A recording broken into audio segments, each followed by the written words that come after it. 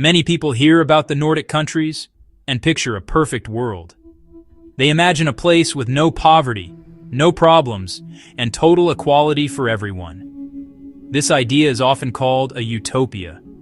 In this story, countries like Sweden, Denmark, Norway, Finland, Iceland have solved all of life's big challenges. They are seen as socialist paradises where the government takes care of everything. Everyone is happy. This image is powerful. It is also a myth. The reality is more complex and more interesting than a simple fairy tale.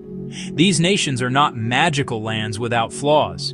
The flip side paints another extreme picture. Some people believe these countries are socialist states where individual freedom is crushed. They think high taxes destroy motivation to work or start a business. In that story, everyone is forced to be the same and creativity is discouraged.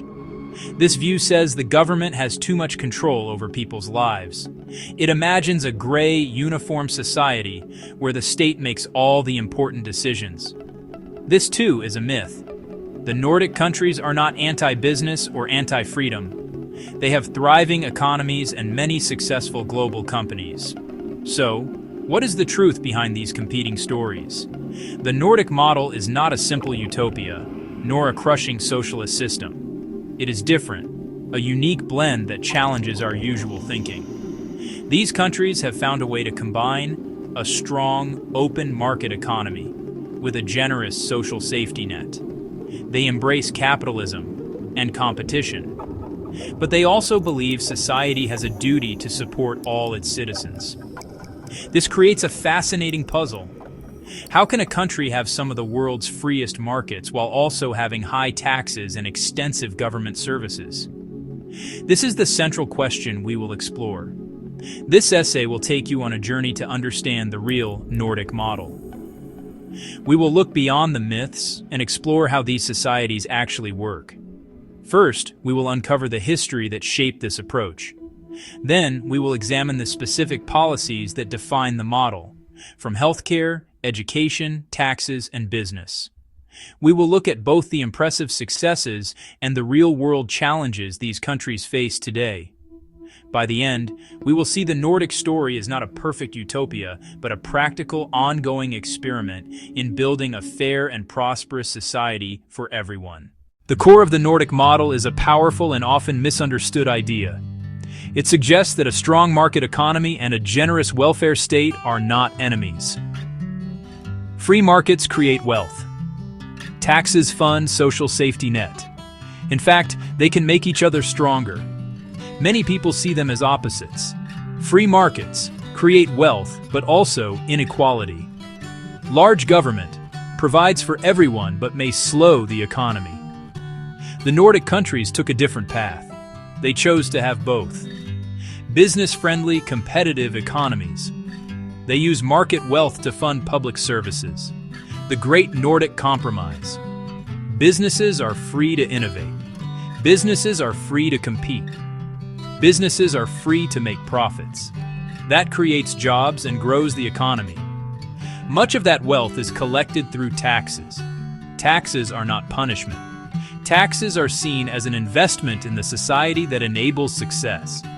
Government pays for high-quality education, universal health care, child care, support for the unemployed or those unable to work. This builds a strong foundation for everyone, built on deep trust and shared responsibility. Citizens trust taxes will be used wisely to provide good services. Citizens trust each other to contribute fairly. High social trust is a key ingredient. It lets government play a big role without massive corruption or inefficiency. People feel they're in it together. They accept high taxes because they see daily benefits. Excellent schools, reliable public transport. We'll unpack the market-state relationship. We'll show how policies encourage work and entrepreneurship while protecting the vulnerable. We'll look at the history, negotiation between workers and employers. We'll examine results, economic growth. We'll examine results, happiness levels. Understanding this balance teaches how a society can be both prosperous and fair. The Nordic model did not appear overnight. It was not designed in a quiet room by a group of experts. Instead, it grew slowly from a long and often difficult history. A little over a century ago, the Nordic region was one of the poorest parts of Europe. Countries like Sweden, Norway, and Finland were mostly rural societies. Life was hard for the average person. Most people were farmers, fishermen, or laborers, struggling to survive on small plots of land or from seasonal work. There was very little industry, and opportunities were scarce. This widespread poverty created a strong desire for change and a better future for everyone. This difficult past is a crucial part of the story. Unlike many other wealthy nations, the Nordic countries remember what it was like to be poor. This collective memory shaped their values and their politics. It led to a powerful sense of solidarity, the idea that people should look out for one another. When millions of Swedes, Norwegians, and Finns emigrated to America in the late 19th and early 20th centuries in search of a better life, it left a deep mark on those who stayed behind. They became determined to build a society that could take care of its own people. The natural environment also played a significant role. The harsh, cold climate and rugged landscapes meant people had to work together to get by. Cooperation was a necessary survival skill. Neighbors relied on each other to build homes, harvest crops, and endure long, dark winters. This tradition of cooperation and mutual support was deeply embedded in the culture long before any formal welfare policies. It created a foundation of community and a practical problem-solving mindset that later influenced national organization. The origins of the Nordic model are found in this shared hardship. It was born from poverty, mass emigration, and a culture of cooperation. These early conditions fostered a strong belief in equality and social justice. People felt that the vast inequalities between the rich and the poor were not just unfair, but also a threat to the stability of society. This set the stage for major political and social changes. As these nations began to industrialize, the old struggles of rural life transformed into new demands for workers' rights and social security in the growing towns and cities. As the 20th century began, the Nordic countries started to change rapidly. Factories were built, cities grew. A new class of industrial workers emerged. These workers faced long hours, low pay, and dangerous conditions. They had very little power on their own. To fight for a better life, they began to organize into trade unions. The unions became incredibly strong and well organized. They gave workers a collective voice they'd never had before. They could negotiate for better wages and safer workplaces. The growing labor movement became a powerful force for social and political change. At the same time, small farmers were also getting organized. In much of Europe, workers and farmers were on opposite sides. But in the Nordic region, they found common ground. Small farmers felt left behind by the old system, which favored large landowners and wealthy elites. They wanted more security and a fairer share of the nation's wealth. They formed political parties and cooperatives to protect their interests. Two large groups were now demanding similar changes at the same time. The key to the transformation was the alliance between these groups. The labor movement, led by new social democratic parties, and the farmers' parties realized they were stronger together. By joining forces, they could form powerful coalitions that could win elections and form governments. This was a turning point in Nordic history. Political power shifted away from traditional elites to parties representing the common people. This alliance became the engine of the welfare state. The political shift was peaceful and democratic. Unlike other European countries where tensions led to violence and revolution, the Nordics managed the transition through negotiation and compromise. New parties worked within the democratic system to bring change. They did not seek to overthrow the system, but to reform it from within. This commitment to democracy and peaceful change was essential. It allowed them to build a broad consensus for a new vision of society, a vision where the state ensured the well-being of all citizens, not just the wealthy and powerful. Section 3, Forging a Compromise, the Red-Green Alliances. The political partnership between the labor movement, the Reds and the Farmers' parties, the Greens, was the cornerstone of Nordic political development.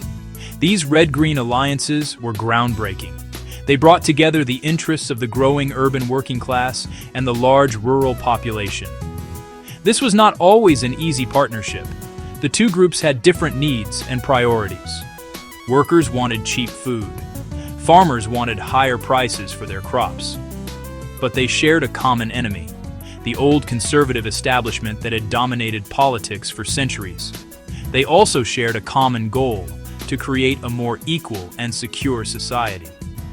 This spirit of compromise became a defining feature of Nordic politics. Instead of fighting for total victory, the different groups learned to negotiate and find solutions that everyone could live with. A historic example of this is the Saltsjöbaden Agreement, signed in Sweden in 1938. This was a landmark deal between the main organization for trade unions and the Association for Employers. They agreed on a set of rules for how to handle labor disputes, wages, and working conditions. This agreement replaced conflict with cooperation. It established a system of centralized bargaining that became a model for the entire region. This cooperative approach extended beyond labor relations. As the Social Democrats and their farmer allies gained power, they did not try to eliminate capitalism or private business. Instead, they sought a historic compromise with the business community. The deal was simple. Businesses would be allowed to operate in a free market, make profits, and drive economic growth. In return, they had to accept high taxes, strong unions, and a government that would use tax revenue to build a comprehensive welfare state. This pragmatic approach allowed the economy to thrive while ensuring that the benefits were shared more broadly across society. This system of negotiation and compromise created a stable and predictable environment for everyone. Workers knew they had rights and a safety net. Businesses knew what the rules were and could plan for the long term. This stability fostered a high degree of trust between different groups in society. It showed that it was possible to manage the conflicts inherent in a capitalist economy through dialogue and mutual respect, rather than constant struggle. This spirit of consensus became deeply ingrained in the political culture and was essential for building and sustaining the complex Nordic model through decades of change. Section 4, Building the People's Home, the Swedish Blueprint. Sweden often serves as the classic example. It was the first to build it on a grand scale. The concept of folkhemmet, the people's home, was introduced by the Swedish Social Democrats in the 1930s. This was a powerful and appealing vision for the nation.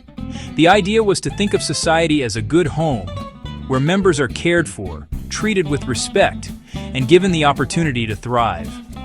It rejected the old class-based society. In the people's home, everyone was an equal citizen with rights and responsibilities. This vision was put into practice through ambitious social reforms. The government began building a universal welfare state, piece by piece.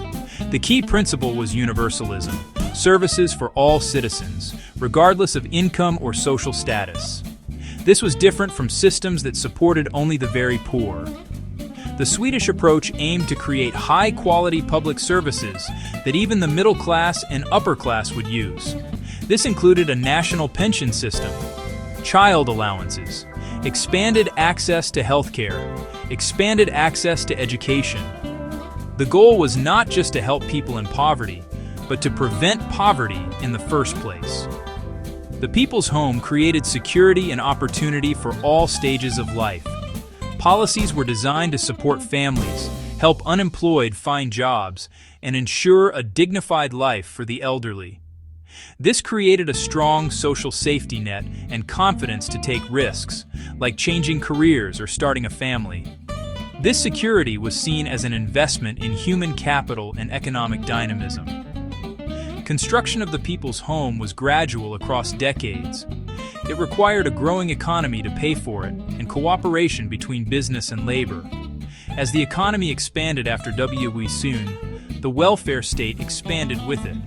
Economic growth funded social programs, and social programs produced a healthy, educated, and secure workforce that fed back into further economic growth.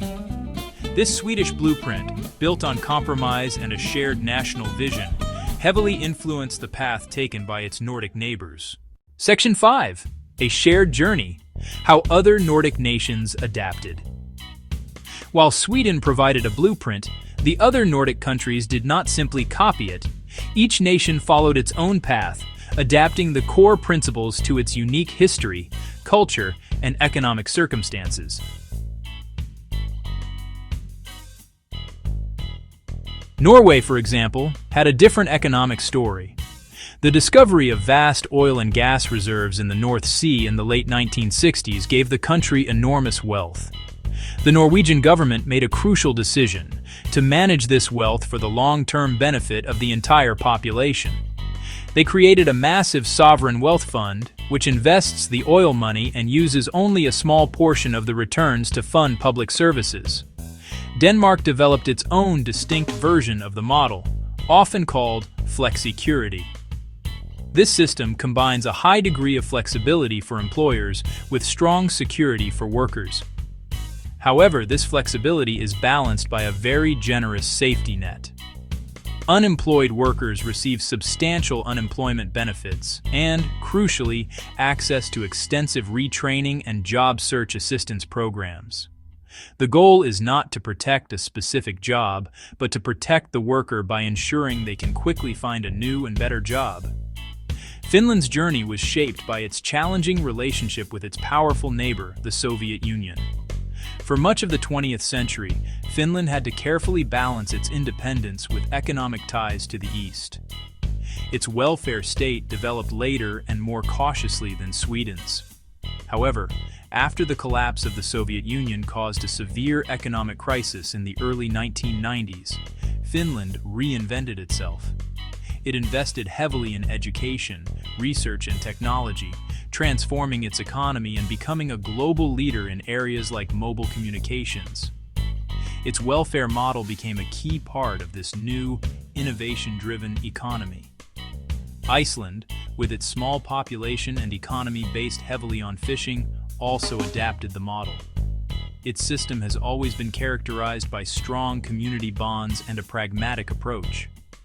The country faced a dramatic test during the 2008 global financial crisis, which devastated its oversized banking sector. The crisis forced a national conversation about the limits of the free market and the importance of the social safety net. In the aftermath, Iceland reinforced its commitment to the core Nordic principles of social solidarity and responsible governance, demonstrating the resilience and adaptability of the model even in the face of extreme challenges. Section 6. The Foundation of Trust, Culture and Institutions. The Nordic model is not just a collection of policies. It is built on a deep foundation of social trust and strong institutions. This trust operates on multiple levels: trust in government, trust in each other, strong institutions. Citizens generally trust their government to be efficient. Citizens generally trust their government to be transparent. Citizens generally trust their government to be free from corruption. They believe their tax money will be spent wisely on high-quality public services. This is not blind faith. It is earned through experience. When people see that their schools are excellent, their health care is reliable, and their public infrastructure is well maintained, their trust in the system is reinforced. This high trust makes people more willing to pay high taxes. There is also a high level of trust between citizens, social capital. People tend to trust each other to follow the rules. People tend to trust each other to act honestly. People tend to trust each other to contribute to the common good. This is partly a legacy of the small, homogeneous societies of the past, but it is also nurtured by the system itself. Universal welfare programs, which treat everyone the same, foster a sense of shared identity and destiny. When everyone uses the same public schools and hospitals, it breaks down social barriers. It reinforces the idea that we are all in this together. This shared experience helps maintain a high-trust society. These cultural values are supported by strong, reliable public institutions. The rule of law is absolute. The court system is independent and impartial. Property rights are secure.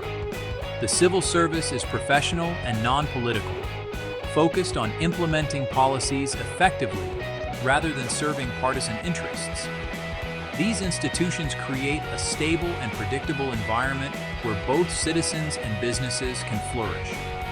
The low levels of corruption in the Nordic countries are a testament to the strength of these institutions. This institutional quality is a critical and often overlooked ingredient in the model's success.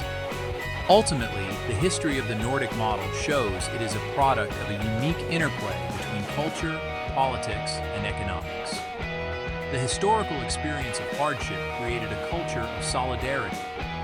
This culture enabled political alliances that pushed for a more equal society.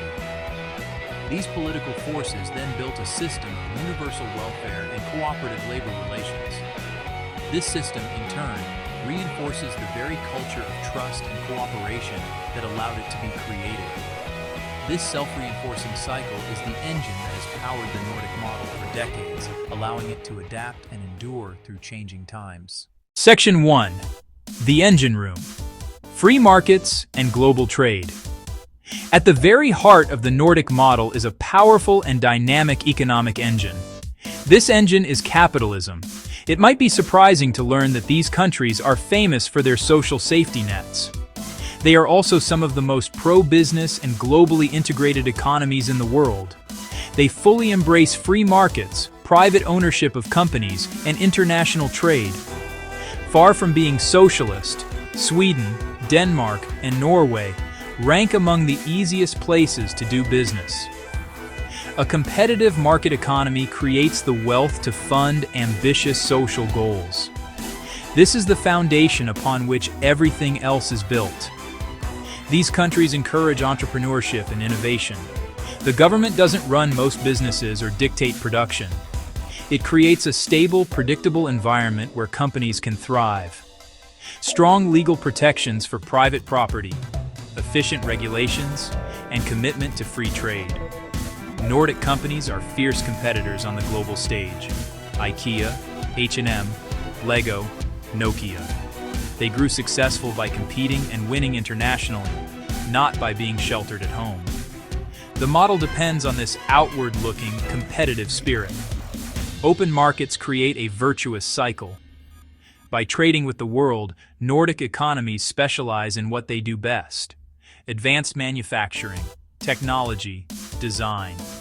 That makes industries productive and efficient, leading to high wages and growth. Wealth from global trade finances the extensive welfare state. The market is not the enemy of social welfare, but its essential partner.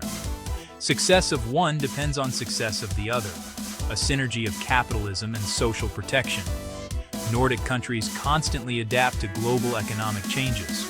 To remain competitive, industries must stay at the cutting edge, focus on efficiency, quality, and innovation. The government supports by investing in fundamentals, not picking winners, research, and a highly skilled workforce. This keeps the economic engine strong enough to sustain the people's home. Without this market-driven core, generous social benefits would be unaffordable. Section 2. Paying for it all. The role of high taxes. A generous welfare state is not free. The Nordic model is financed through high levels of taxation. This is perhaps the most famous and most controversial feature of the system. Overall tax revenue as a share of the economy is among the highest in the world. Pie chart showing VAT, labor, social contributions, corporate, high-income taxes. However, how this money is collected is often misunderstood. Many people assume these countries soak the rich with extremely high income taxes. While the rich do pay a significant share, the tax base is actually much broader. A large portion of tax revenue comes from sources that affect everyone. A key component is the value-added tax, or VAT, a consumption tax. When you buy goods or services, a significant tax, often around 25%, is included in the price. It's efficient because it applies across many types of economic activity. Everyone who consumes pays this tax, from the wealthiest CEO to the average worker. This broad approach ensures a stable, predictable income stream for government. The burden is shared widely, not concentrated on a small group. Another major source is high taxes on labor, payroll taxes, and social security contributions. These are often paid partly by the employer and partly by the employee. This applies to most of the working population. Income tax rates on the highest earners are high, and rates for middle-income workers are also substantial. The system assumes most people are both contributors and beneficiaries. Citizens pay a lot in taxes over their lifetime, but get a lot back in services and benefits. The high-tax, high-benefit model is sustained by a high level of trust. Citizens pay because they see tangible returns in daily life. They get free education, high-quality healthcare, subsidized childcare, and generous pensions. They trust the government to manage money efficiently and without corruption. This is the social contract at the heart of the model. People see taxes as a collective investment in security and opportunity for themselves and their families. Section 3. The defining principle of the Nordic welfare state is universalism. This is a simple but, profound idea. Key social services and benefits should be available to every single citizen as a right, regardless of their income, regardless of their job, regardless of their family situation. This is fundamentally different from systems in many other countries, where benefits are often means-tested, only available to people who can prove they are poor. In the Nordic countries, the millionaire and the factory worker use the same public hospitals, send their children to the same public schools, and receive the same child allowance from the government. This universal approach has several powerful effects. First, it creates a sense of social cohesion and shared citizenship. When everyone, rich and poor, uses the same public services, it breaks down class barriers. It fosters a feeling that everyone is in the same boat with a shared stake in the quality of these services. This ensures strong political support for maintaining and funding them. The middle class and the wealthy have a direct personal interest in making sure the public school system is excellent because their own children might attend. This prevents the creation of a two-tier system with high-quality services for the rich and low-quality services for the poor. Universalism also makes the system much simpler and more efficient to administer. There is no need for a large bureaucracy to check people's income and assets to see if they qualify for help. This reduces administrative costs and makes the system more user-friendly. It also removes the stigma that can be associated with receiving government assistance. Because everyone is entitled to the benefits, there is no shame in using them. A father taking paid parental leave or a family receiving a child allowance is just a normal part of life, not a sign of failure or dependency. This encourages people to use the support they are entitled to. Finally, this approach is a powerful tool for preventing poverty and reducing inequality. By providing a strong foundation of support for everyone, the system catches people before they fall into serious hardship. For example, universal childcare allows both parents to work, boosting family income and promoting gender equality. Generous unemployment benefits combined with retraining programs help people get back on their feet quickly after losing a job. The goal is not just to provide a safety net at the very bottom, but to create a springboard that gives everyone a chance to live a secure and productive life. Section 4. The Nordic model places an immense value on education. It sees education as the single most important investment in a society's future. The system is built on equal opportunity for all.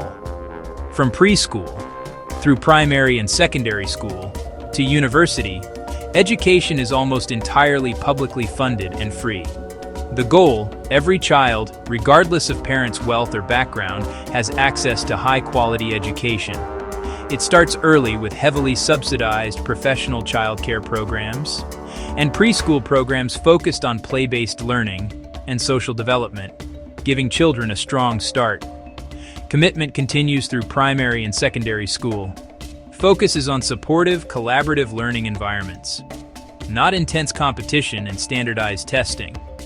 Schools develop well-rounded individuals, critical thinking skills, and problem-solving skills.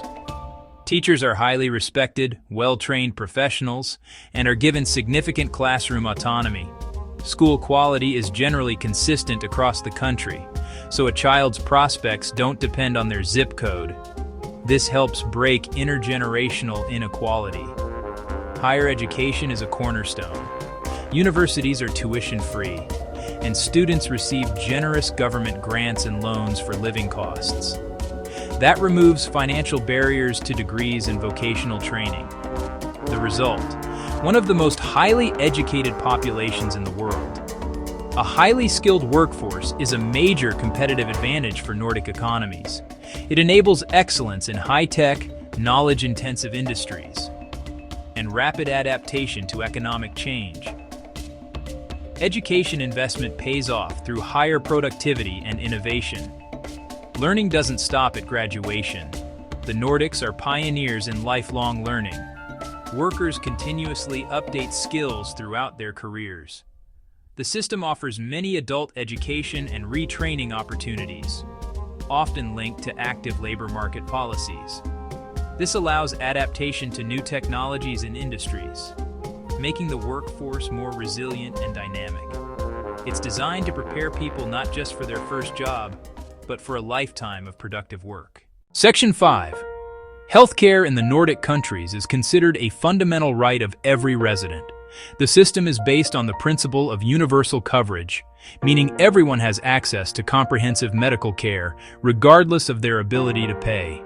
The vast majority of healthcare services are funded through taxes, not by payments from patients, not by private insurance companies.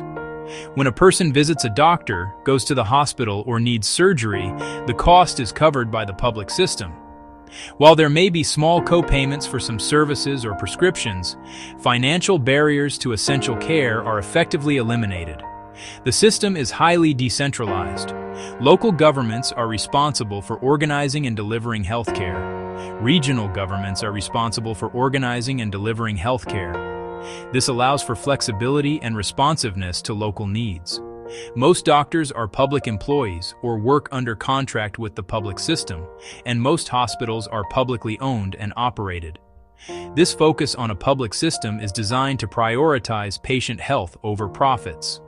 The goal is to provide the most effective care possible in an efficient manner, ensuring that resources are allocated based on medical need, not on a patient's wealth or insurance status.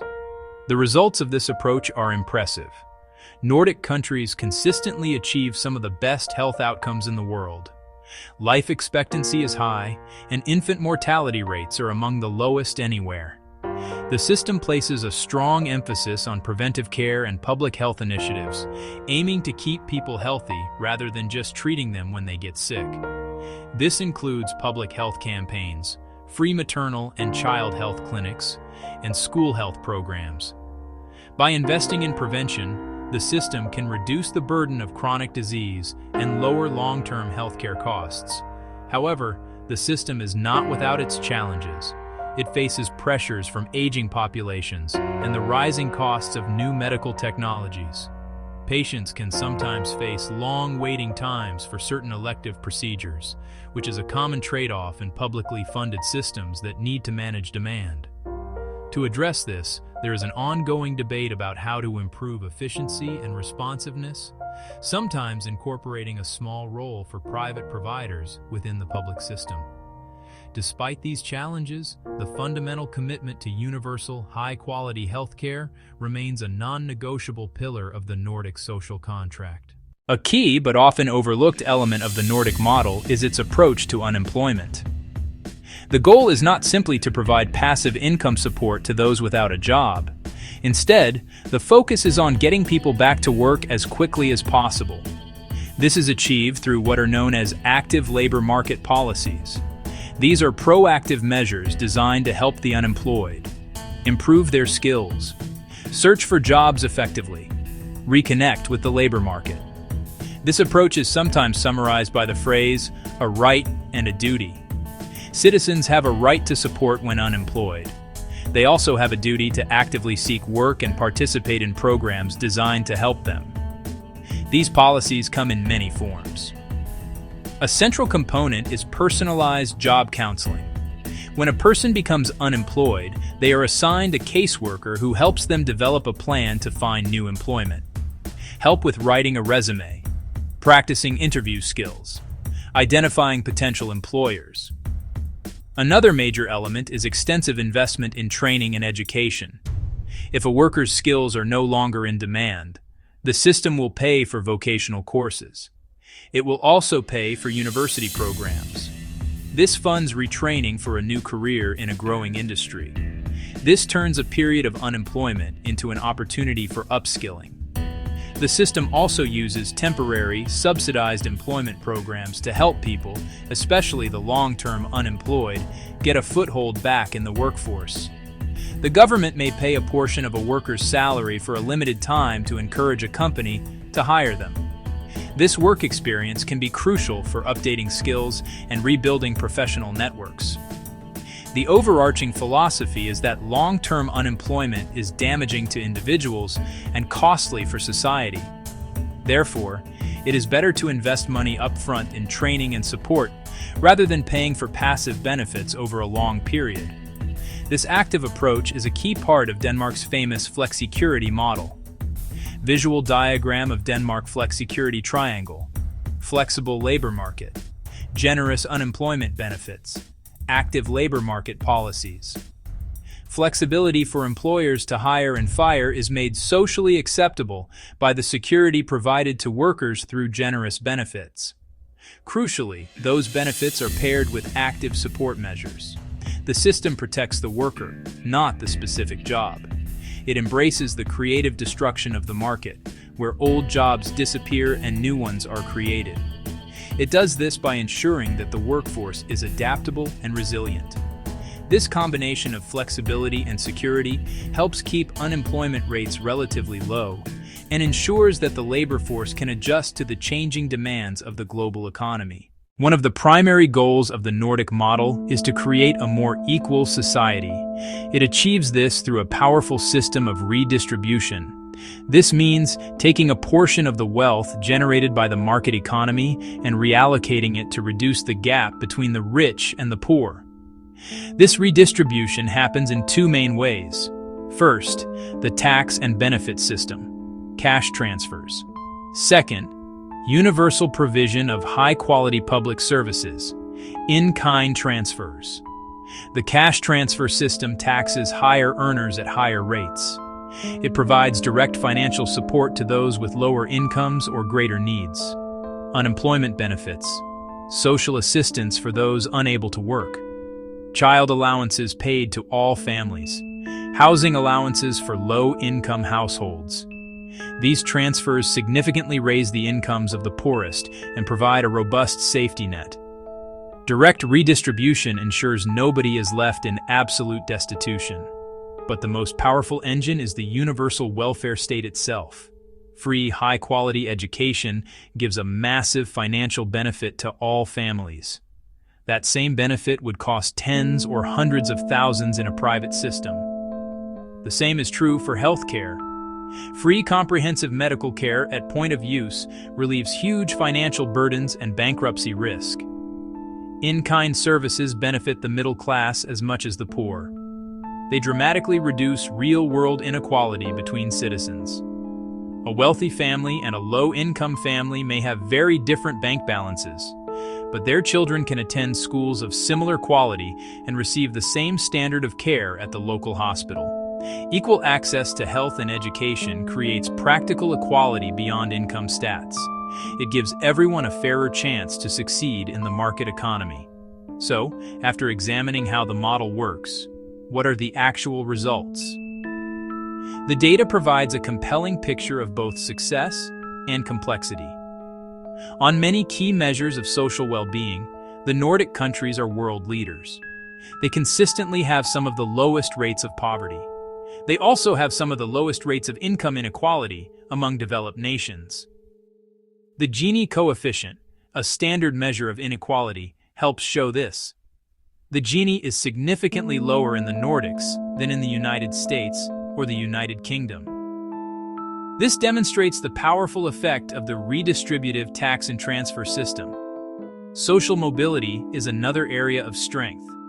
The link between a parent's income and their child's future income is weaker in the Nordics, so a child born into a poor family has a genuinely better chance of moving up the economic ladder. That outcome follows from heavy investment in universal education and from universal health care. Together they create a more level playing field from birth. The model turns equality of opportunity into tangible reality for more citizens. Yet these social successes haven't come at the expense of economic prosperity. The Nordic countries are high income. They are highly productive economies. They are competitive. They are innovative. They are integrated into the global economy. That shows a generous welfare state can coexist with a dynamic market economy. The two systems can be mutually reinforcing. However, the numbers also point to challenges. The overall tax burden is very high. That can create disincentives to work for some groups. The cost of public services is immense, and services face pressure from aging populations. While the model excels at producing equality of outcomes, it is not a utopia. Problems like housing affordability in major cities are real. So are the challenges of integrating immigrant populations. The data shows a system with remarkable results, but one constantly grappling with trade-offs and the need for reform to remain sustainable in the 21st century. Section 1. The bright side. Major strengths of the model. The Nordic model is famous for a reason. It has delivered some remarkable results for its citizens over many decades. One of its greatest strengths is the very low level of poverty and inequality. In a world where the gap between rich and poor is growing wider in many places, the Nordic countries stand out. Their system of progressive taxes and universal benefits effectively lifts people out of poverty. It ensures a basic standard of living for everyone. This means that hardship is rare. People do not have to worry about becoming homeless or going hungry if they lose their job or fall ill. This deep sense of security is a core achievement. Another major strength is the high degree of social mobility. The model creates an environment where a person's starting point in life does not determine their final destination. Heavy investments in free, high-quality public education and healthcare play a huge role in this. They give every child a fair chance to develop their talents, no matter how much money their parents have. This is the promise of equal opportunity made real. As a result, the link between a parent's income and their child's future success is much weaker than in many other wealthy nations. This constant circulation of talent is not just fair, it is also good for the economy. The quality of public services is another clear triumph. Citizens pay high taxes, but they get excellent value in return. The public schools are known for being among the best in the world. The universal healthcare system provides top-notch care to everyone without the fear of medical bankruptcy.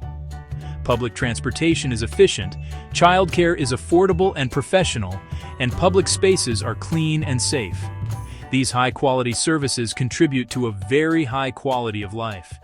They make daily life easier and less stressful for the average person, freeing up time and energy for family, work, and community involvement. This is a tangible return on their tax investment. Finally, the model fosters a strong sense of community and trust. The universal nature of the welfare state reinforces the idea that everyone is in it together. When people from all walks of life use the same schools, hospitals, and parks, it builds social cohesion. This high level of trust between citizens and their government is a precious asset. It makes society more resilient and politics more stable. People are more willing to cooperate and compromise because they trust that the system is fundamentally fair. This social fabric is perhaps the model's most impressive, though least visible, strength. Section 2. Myth 1.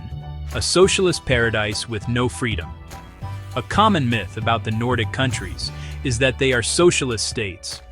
People hear about high taxes, a large government, and assume that individual freedom must be limited. This picture is incorrect. The Nordic countries are not socialist. In a socialist system, the government owns and controls the means of production, factories, farms. In the Nordic region, the vast majority of businesses are privately owned, operating in a competitive market economy. These nations are deeply committed to capitalism and private property. They are market economies, not command economies. Their governments regulate the market, they do not replace it. This myth also suggests a lack of personal freedom. Critics imagine a nanny state controlling every aspect of people's lives. The reality is quite different. Citizens in Nordic countries enjoy a greater degree of practical freedom than people elsewhere. The social safety net gives them the freedom to make choices without fearing financial ruin. A student is free to study what they are passionate about, not just what pays the most, and won't graduate with crippling debt. An employee is free to leave a bad job. Unemployment benefits support them while they look for a better one. This is the freedom from fear. These countries rank at the top for personal freedom, civil liberties, and democracy. Freedom of speech, freedom of the press, and the right to protest are fiercely protected. Governments are transparent and accountable to the people. The system empowers individuals. It does not control them. For example, generous paid parental leave gives parents the freedom to balance work and family in the early years of a child's life. The model provides a solid foundation of security, enabling wider life choices and greater personal autonomy. The Nordic approach redefines freedom. True freedom is not just absence of government interference. It is also the presence of real opportunities. What good is the freedom to become a doctor if you cannot afford medical school? What good is the freedom to start a business if a single illness could bankrupt your family?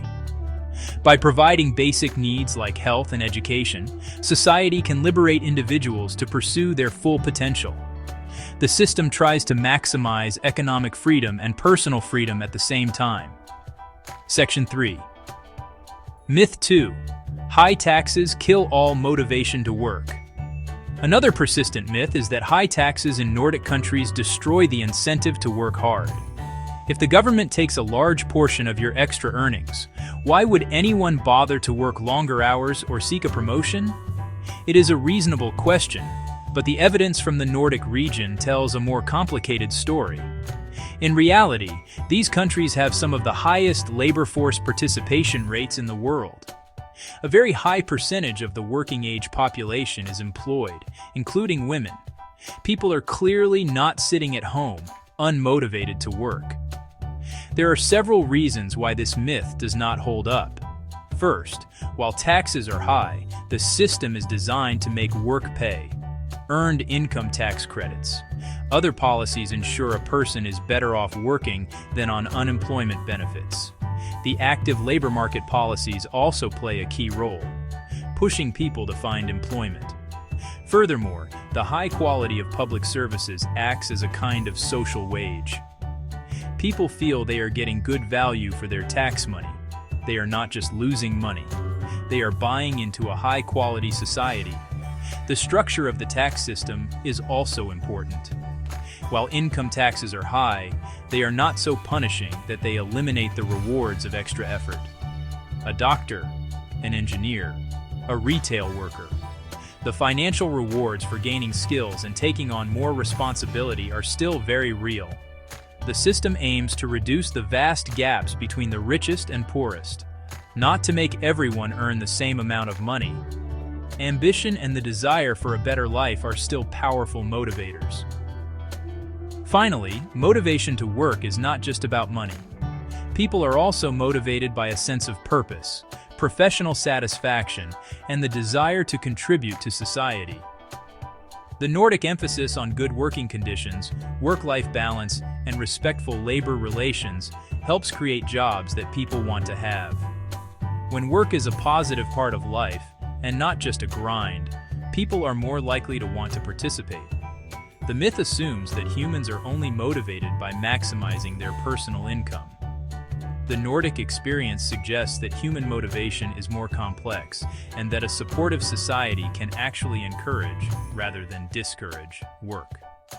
A third common myth portrays the Nordic countries buried under mountains of red tape.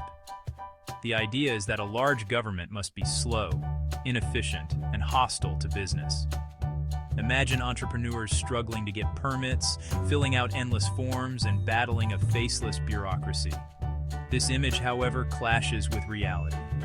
According to global rankings like the World Bank, the Nordic nations are ranked among the easiest places to do business. They often outperform countries like the United States and the United Kingdom. Nordic governments made a conscious effort to be efficient and user-friendly. They've embraced digitalization, paying taxes online, registering a new business online. E-government reduces paperwork, speeds up processes, and makes the bureaucracy transparent and accessible.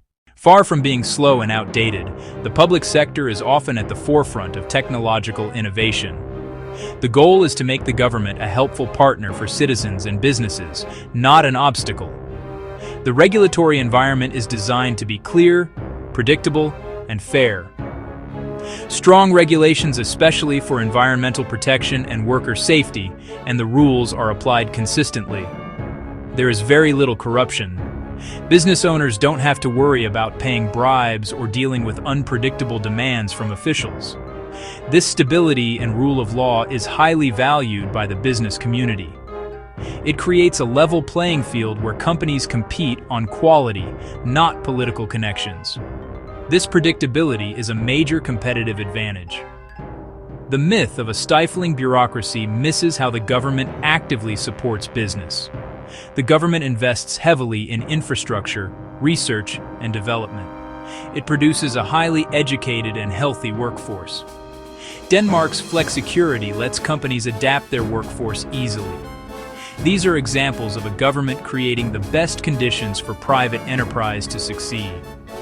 The Nordic state is large, but designed to be smart, efficient, and supportive of the market economy that funds it. Despite its many successes, the Nordic model is not a perfect system. It faces significant and growing challenges. One of the most serious pressures is an aging population. People are living longer. People are having fewer children. Fewer working-age people will be paying taxes. More retirees will draw pensions and use health care. This puts immense pressure on the welfare state. The system was built when the population was younger. This is a ticking time bomb for public finances. Pension and elderly care costs will grow substantially. Governments will have to make difficult choices. Raise the retirement age, already happening. Reduce benefit generosity. Increase taxes further. Make the public sector more efficient.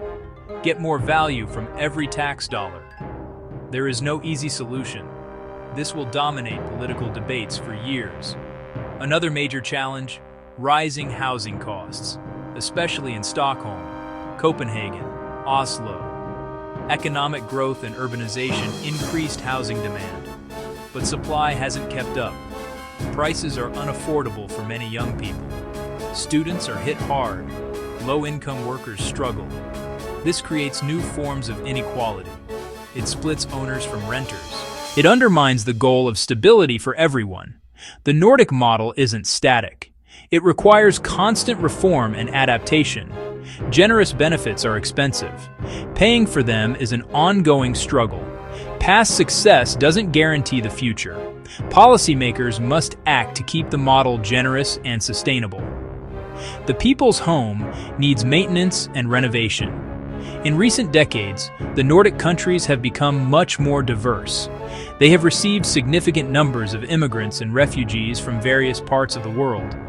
Visualize the challenge. A society once small and homogeneous facing rapid change. The challenge is twofold: economic and social. On the economic front, integrate newcomers into the high-skill, high-wage labor market. This has proven harder than expected. Many immigrants, especially refugees, face significant barriers to employment. Barrier: lack of necessary language skills. Barrier: educational qualifications not recognized. Barrier: lack of social networks. As a result, unemployment is often much higher among foreign-born populations than native-born citizens. That creates a risk of a new social divide, long-term welfare dependency for large groups. That strains public finances and contradicts the model's core principle of work for all. Finding ways to get immigrants into stable jobs is an urgent policy puzzle. The social challenge is equally important. The Nordic model rests on very high social trust and a shared identity. Can that high trust culture hold in a more ethnically and culturally diverse society? Some worry diversity may reduce willingness to pay high taxes for a welfare state seen as benefiting others. That could erode the broad political consensus behind the model. Maintaining social cohesion in a multicultural context is a critical test. Nordic countries are actively experimenting with policies to meet these challenges. They are investing in language training. They are investing in adult education. They are setting up programs to validate foreign credentials. They are debating how to adapt the social contract to a new reality. The success or failure of these integration efforts will define the model's future. It will determine whether universalism, solidarity, and high trust can extend to a more diverse population. This is perhaps the greatest test of the model's adaptability and its promise of building a fair society for everyone who calls these countries home. Section 1. The Nordic Compass. Lessons from a Grand Experiment. As we reach the end of our journey, it is time to distill the key lessons from the Nordic experience. We began by dispelling the myths. Perfect utopia. Crushing socialist state. The reality we uncovered is far more nuanced and instructive. The Nordic model is not a magical formula, but a practical, century-long experiment. Balancing the forces of capitalism with the pursuit of a just and equitable society. Pragmatic compromise, historical contingency, and deep-seated belief in the common good. It teaches us that a nation can choose to be competitive and compassionate, prosperous and fair. These goals are not mutually exclusive. The first major takeaway: a shared social contract built on trust. A large, generous welfare state can only be sustained if citizens trust their government to be efficient and non-corrupt, and if they trust each other to contribute their fair share. This trust is earned and continuously reinforced, nurtured through high-quality universal services that benefit everyone, creating a sense of shared citizenship and destiny. That foundation of trust allows for high taxes and collective action. Culture and institutions are the invisible software that runs the system. Another crucial lesson: the synergy between the market and the state. The Nordic model is not anti-capitalist. It is cuddly capitalism harnessing free markets to achieve social ends. The dynamic, export-oriented private sector is the engine that pays for everything. The state supports this engine not by control, but by investing in fundamental inputs: a healthy, highly educated workforce and world-class infrastructure. This symbiosis challenges ideological gridlock. The state and the market can be partners, not adversaries. Finally, the power of investing in human beings. Free, high-quality education, universal health care, not just a social expense, a long-term economic investment, ensuring every citizen can reach their full potential, creating a workforce that is adaptable, innovative, and highly productive. This focus on human capital lets them thrive in the 21st century knowledge economy. A nation's greatest resource is not factories or natural resources, but the well-being and capabilities of its people. Section 2. Not a blueprint, but a source of inspiration. It is crucial to understand that the Nordic model is not a one-size-fits-all blueprint that can be simply copied and pasted onto other countries. The system grew out of a unique set of historical and cultural circumstances. It was forged in small, relatively homogeneous societies, with a specific history of labor-farmer alliances, peaceful democratic development, and a pre-existing culture of cooperation and high social trust. These conditions do not exist in the same way in larger, more diverse nations like the United States, or in countries with different political traditions. Attempting to import the entire model without considering the local context would be a recipe for failure. Therefore, other countries should look to the Nordic region not for a detailed instruction manual, but for a source of inspiration and a set of guiding principles. The specific policies, like the exact tax rate or the design of parental leave, are less important than the underlying philosophy. The key idea to borrow is the commitment to universalism, the principle of providing high-quality public services to all citizens. This builds broad political support and avoids the social divisions created by means-tested programs that target only the poor. The goal should be to adapt this principle to local needs and political realities, not to replicate the Swedish system in its entirety. Another inspiring principle is the pragmatic, non-ideological approach to problem solving. The Nordic countries have succeeded by focusing on what works, rather than being bound by rigid economic doctrines. They have been willing to experiment, to learn from their mistakes, and to forge compromises between business and labor, and between the left and the right. This spirit of consensus encourages a search for positive-sum solutions where everyone can benefit. Other nations, often paralyzed by partisan conflict, could learn a great deal from this culture of constructive dialogue and a shared commitment to finding practical solutions to national challenges, putting citizens' well-being ahead of political dogma. Ultimately, the most valuable lesson is that a different kind of society is possible. The Nordic model serves as a powerful counterexample to the idea that rising inequality and a fraying social safety net are the inevitable consequences of globalization and technological change. It demonstrates that democratic societies have choices. They can choose to mitigate market-driven inequality. They can choose to invest in their people. They can choose to build a society that provides security and opportunity for all. The Nordic experience broadens our political imagination and gives hope that we have the agency to shape a more humane and equitable future, even if our path to get there looks very different. Section 3. The enduring compromise. Balancing competing values. At its very core, the Nordic model is an enduring, dynamic compromise. It is a continuous balancing act between competing, equally important values. It seeks to balance the efficiency of the free market, the dynamism of the free market, with social justice and solidarity. It tries to reconcile the individual's freedom to succeed, the freedom to accumulate wealth, with the community's need for security and shared resources. This is not a static solution, but a constant negotiation. The model's history is one of adjusting the scales, sometimes leaning towards market reform, sometimes leaning towards strengthening the social safety net, always responding to changing economic and social conditions. This balancing act is evident in the relationship between labor and capital. The historic compromise embodied by the Saltsjöbaden Agreement and the Danish flexicurity model showcases this beautifully. Businesses are given the flexibility to compete and adapt, including the ability to restructure their workforce. In return, workers are given strong unions, generous unemployment support, and access to retraining programs.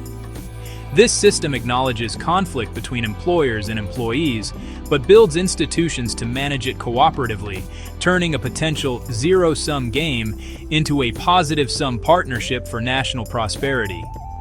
The tax system represents another critical compromise. Nordic countries balance the need for high government revenue with maintaining incentives for work and investment. They rely heavily on broad-based consumption taxes and payroll taxes that affect everyone, rather than exclusively targeting corporations or the super-rich. This is a pragmatic choice. It may be less progressive than some on the left would wish, but it funds the universal welfare state in a stable, efficient way. If everyone is to benefit from high-quality public services, then almost everyone must contribute to paying for them. This spirit of compromise requires a mature political culture that values consensus over conflict and long-term stability over short-term political victories. The model's survival depends on major political parties, left and right, accepting the system's core tenets. Even when conservative governments come to power, they rarely dismantle the universal welfare state. They may trim or reform it, but the fundamental compromise holds. This political stability is a key strength, allowing gradual reform rather than disruptive swings every election. Section 4. A hopeful path forward. The power of choice and adaptation. The Nordic model is not a relic of the past. It is a living system that continues to evolve. As we have seen, it faces formidable challenges, from the demographic pressures of an aging population to the complexities of integrating a more diverse populace. Its future success is not guaranteed. However, the model's history is one of adaptation and resilience. It has successfully navigated the end of the post-war boom, the oil crises of the 1970s, and the economic shocks of the early 1990s. Each crisis prompted a period of reflection and reform that ultimately made the system stronger and more sustainable, proving its capacity for change. The hopeful message is that the model's core strengths, high levels of trust, a commitment to education, and a culture of consensus, are precisely the tools needed to confront today's challenges. For example, the same focus on lifelong learning and active labor market policies that helped workers transition from industrial jobs to service jobs can be adapted to help integrate immigrants into the workforce. The same pragmatic, evidence-based approach to policymaking can be used to find innovative solutions for funding elderly care. The system is built for problem solving, and its future will depend on its ability to apply these established strengths to new and unfamiliar problems. The Nordic story is ultimately a testament to the power of democratic choice. It shows that a society is not a prisoner of economic determinism. The path of high inequality, precarious work, and underfunded public services chosen by some nations is not the only one available. Through democratic processes, citizens can collectively choose to build a different kind of society, one that values both economic dynamism and social solidarity. The Nordic countries made a series of deliberate choices over a century to build the people's home, and they continue to make choices today to reform and preserve it. This power of collective agency is a profoundly hopeful lesson for democracies everywhere. In a world facing uncertainty, division, and a sense of declining possibilities, the Nordic model offers a clear, hopeful, and realistic alternative. It is not a fairy tale utopia, but a real-world example of how a society can organize itself to provide a high quality of life, security, and opportunity for the vast majority of its citizens. It reminds us that building a better, fairer, and more prosperous world is not a matter of discovering a secret formula. It is a matter of making conscious choices, engaging in pragmatic compromise, and investing in the one thing that truly matters: the well-being and potential of our fellow human beings. That is a path worth considering.